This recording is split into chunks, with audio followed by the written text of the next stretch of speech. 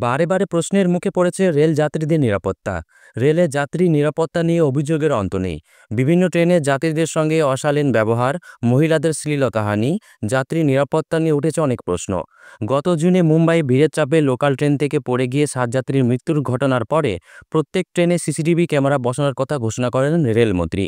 উত্তর রেলের কিছু ট্রেনে বসানো হয়েছিল পরীক্ষামূলকভাবে সিসিটিভি ক্যামেরা। এবার প্রতিটি ট্রেনের কামরায় বসতে চলেছে সিসিটিভি। রেল মন্ত্রক জানিয়েছে লোকাল ট্রেন থেকে শুরু করে দূরপাল্লার ট্রেন সবকটি ট্রেনের কামরাতে বসানো হবে সিসিটিভি ক্যামেরা।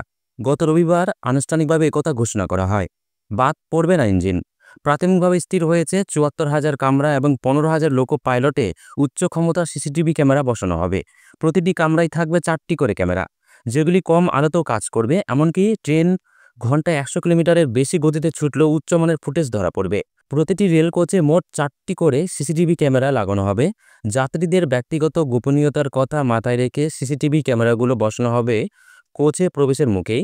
এছাড়া ট্রেনের ইঞ্জিনে বসানো হবে 6টি করে সিসিটিভি ক্যামেরা। এগুলো বসানো হবে সামনে এবং পিছনের দরজা এবং ডেস্কে।